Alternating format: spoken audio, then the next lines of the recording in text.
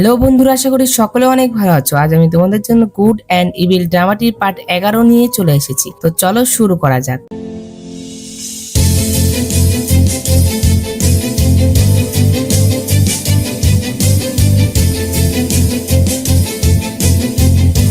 এপিসোডের শুরুতে আমরা দেখতে পাই যে শিয়াও সেনের কাছে একটি লেটার আসে, যেখানে লেখা ছিল যে যুদ্ধের পরিস্থিতি অনেক খারাপ হচ্ছে। আর এটা দেখার পরে শিয়াও সেন আর নিজেকে আটকাতে পারে না, সে তাড়াতাড়ি করে কিং ইউনাং এর প্যালেসে চলে আসে। কিন্তু গার্ডরা তাকে ভিতরে যেতে দেয় না, যেটাতে সে বাইরে এই বৃষ্টির মধ্যে বসে পড়ে। আর সে বাইরে বসে থেকে যে দোষটি তার নিজের ছিল না সেটিও সে নিজেরই মনে করে, আর সেটি সে নিজের মেনেই তার কাছে ক্ষমা চায়, যেটাতে সে যেন তাকে সাহায্য করে। কারণ সে মনে করেছিল তার শব্দ শুনে কিং ইউনাং অবশ্যই বাইরে বের হয়ে আসবে আর তাকে সাহায্য করবে, তা না হলে তার রাজ্য ধ্বংস হয়ে যাবে। কিন্তু অন্যদিকে আমরা কিং ইউনাংকে দেখতে পাই সে তো ঘুমাচ্ছিল, কারণ লিয়ান তাকে বেহুশ হওয়ার ওষুধ দিয়েছিল, যেটাতে সে যেন তাকে সাহায্য করতে না পারে। অন্যদিকে আমরা শিয়াও সেনকে দেখতে পাই সে বৃষ্টির মধ্যে সারা দিন ধরে বসেছিল, আর এরপরে রাতও হয়ে যায়। আর তখন সেখানে কঞ্চি চলে আসে। কঞ্চি তাকে সেখান থেকে উঠতে বলে, কিন্তু শিয়াও সেন সেখান থেকে যেতে চায় না, যেটাতে কঞ্চিও তার সাথে বসে পড়ে। আর কঞ্চি তাকে বোঝায় যে কিং ইউনাং তাকে সাহায্য করবে না, কারণ সে মনে করে যে আপনি তার বাচ্চাকে মেনেছেন। আর কঞ্চিকে বিপদের সময় শিয়াও সেনকে সাহায্য করার দিকে শিয়াও সেন অনেক ইমোশনাল হয়ে পড়ে। আর এই পরবর্তী সকালে যখন কিং ইউনাং এর ঘুম ভাঙে, তখন একটি সৈন্য এসে তাকে বলে যে লিয়ানকে পুরো প্যালেসে পাওয়া যাচ্ছে না। আর তখন কিং ইউনাং তাকে পুরো রাজ্যে তাকে খোঁজ করতে বলে। আর তখন সেখানে হ্যান আর চুনিয়াও চলে আসে। আর তখন হ্যান এসে কিং ইউনাংকে তার সাথে যেতে বলে, কিন্তু কিং ইউনাং তার সাথে যেতে চায় না। আর তখন হ্যান বলে যে তুমি কি লিয়ানকে খুঁজছো? সে তো প্রথমেই চলে গিয়েছে, কারণ সে তো জুলিয়ান গোষ্ঠীর গুপ্তচর,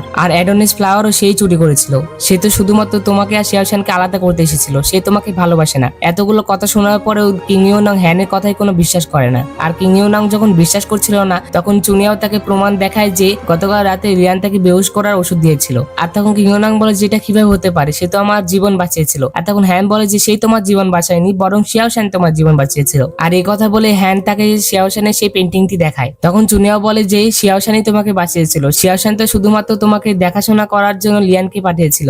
আর তখন লিয়ান শিয়াও সেন হওয়ার নাটক করে, আর যেটাতে তুমি তাকে শিয়াও সেন ভেবেছিলে। আর তখন কিং ইউনাং এর শিয়াও সেনের সেই দুলের কথা মনে পড়ে, যে সেই দুলটি তো শিয়াও সেনের কাছেই পেয়েছিল। আর তখন কিং ইউনাং তাদের কথাই বিশ্বাস করে। আর তখন হ্যান তাকে বলে যে শিয়াও সেন তো অনেক আগে জুলিয়ান গোষ্ঠীর সাথে যুদ্ধ করার জন্য চলে গিয়েছে। এই কথা শোনার পরে কিং ইউনাং যুদ্ধের জন্য বের হয়ে পড়ে। অন্যদিকে আমরা শিয়াও সেনকে দেখতে পাই সে আর কঞ্চি ফাইট করছিল। আর শিয়াও সেন যখন ফাইট করছিল, তখনই দূর থেকে লিয়ান জাদু করে তাকে আহত করে ফেলে। আর শিয়াও সেনকে আহত হতে দেখে কঞ্চির পাখা বের হয়ে আসে, আর সে উড়ে গিয়ে তাকে ধরে। আর কঞ্চির পাখা দেখে শিয়াও সেন বলে যে তাহলে তুমি সম্পূর্ণ ড্রামাটি যদি তোমাদের দেখতে হয়, তাহলে অবশ্যই আমার চ্যানেলে প্রবেশ করবে এবং চ্যানেলে প্লে লিস্টে চলে যাবে, এবং প্লে লিস্টে যাওয়ার পরে তোমরা এখানে সকল ড্রামার প্লে লিস্ট পেয়ে যাবে, যেখানে তোমরা ক্লিক করলে প্রতিটি ড্রামার প্রতিটি এপিসোড তোমরা এখানে পেয়ে যাবে। এখান থেকে তোমরা প্রতিটি ড্রামার প্রতিটি এপিসোড সম্পূর্ণ দেখতে পাবে।